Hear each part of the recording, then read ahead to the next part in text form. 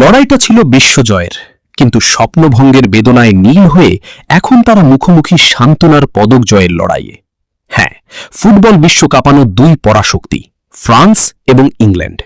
2026 বিশ্বকাপের ফাইনালের টিকিট না পেলেও এই দুই দলের সামনে এখন সুযোগ বিশ্বমঞ্চে অন্তত তৃতীয় স্থান বা ব্রোঞ্জ মেডেল নিয়ে ঘরে ফেরার। কিন্তু প্রশ্ন হচ্ছে, কে হাসবে শেষ হাসি? এমবাপের ফ্রান্স নাকি হ্যারি কেইনের ইংল্যান্ড?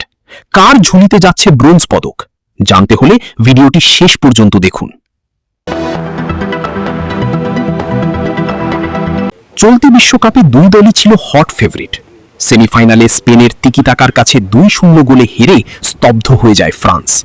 অন্যদিকে শেষ মুহূর্তে ট্র্যাজেডিতে আর্জেন্টিনার কাছে 2-1 গোলে স্বপ্নভঙ্গ হয় ইংল্যান্ডের। তবে ভাঙা হৃদয় জোড়া লাগিয়ে 19 জুলাই ফ্লোরিডার মায়ামি স্টেডিয়ামে নিজেদের প্রমাণ করার শেষ সুযোগ পাচ্ছে এই দুই জায়ান্ট। বিশেষ করে এটি হতে যাচ্ছে ফরাসি ফুটবলের কিংবদন্তি কোচ দিদিয়ের দেশামের বিদায়ী ম্যাচ। ফরাসি ফুটবলাররা তাই জান প্রাণ লড়ে যাবে তাদের প্রিয় গুরুকে একটি পদক উপহার দিতে। আসুন দেখে নেওয়া যাক ইতিহাস কি বলছে। ঐতিহাসিকভাবে 32 বারের দেখায় ইংল্যান্ড 17 জয় নিয়ে এগিয়ে থাকলেও সাম্প্রতিক ইতিহাস বলছে ভিন্ন কথা।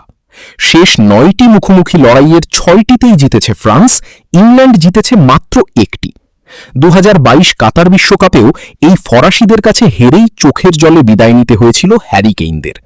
এছাড়া বিশ্বকাপে এর আগে দুবার তৃতীয় স্থানের ম্যাচ খেলে দুবারই হেরেছিল থ্রি লায়ন্সরা, আর ফ্রান্স 4 বার খেলে জিতেছে 2 বার। অর্থাৎ ইতিহাস এবং সাম্প্রতিক ফর্ম দুই দিক থেকেই মানসিক শান্তিতে কিছুটা এগিয়ে থাকছে ফরাসিরাই। এই ম্যাচটি শুধু ব্রোঞ্জ পদকের নয়, এটি গোল্ডেন বুট বা সর্বোচ্চ গোলদাতার পুরস্কার ছিনিয়ে নেওয়ারও মঞ্চ। ফ্রান্সের কিলিয়ান এমবাপে বর্তমানে 8 গোল নিয়ে লিওনেল মেসির সাথে যৌথভাবে শীর্ষে আছেন। মেসি ফাইনালে নামার আগে এমবাপের সামনে সুবর্ণ সুযোগ এই ম্যাচে গোল করে এককভাবে গোল্ডেন বুট নিজের করে নেওয়ার। অন্যদিকে ইংল্যান্ডের হ্যারি কেন ও জুড বেলিংহামের গোল সংখ্যা 6টি। তারাও চাইবেন বড় ব্যবধানে গোল করে এমবাপেকে চ্যালেঞ্জ জানাতে। তাই রক্ষণাত্মক নয়, মাঠে আমরা দেখতে যাচ্ছি এক গোল উৎসবের ম্যাচ। তাহলে এই হাই ভোল্টেজ ম্যাচের ভবিষ্যৎবাণী কি? ফুটবল অ্যানালিটিক্স এবং সুপার কম্পিউটারের সিমুলেশন অনুযায়ী ফ্রান্সের জয়ের সম্ভাবনা প্রায় 53% আর ইংল্যান্ডের জয়ের সম্ভাবনা 47%। ফুটবল বিশ্লেষকদের মতে ফ্রান্সের আক্রমণ ভাগ ও মাঝমাঠের গভীরতা ইংল্যান্ডের রক্ষণ ভাগের দুর্বলতাকে চূর্ণ করে দিতে পারে। তবে ইংল্যান্ড যদি শুরুতেই গোল আদায় করতে পারে তবে ম্যাচ পেনাল্টি শুটআউট পর্যন্তও গড়াতে পারে। আমাদের প্রেডিকশন বলছে ম্যাচটি 2-1 বা 3-2 ব্যবধানে ফ্রান্সের পক্ষে যেতে পারে।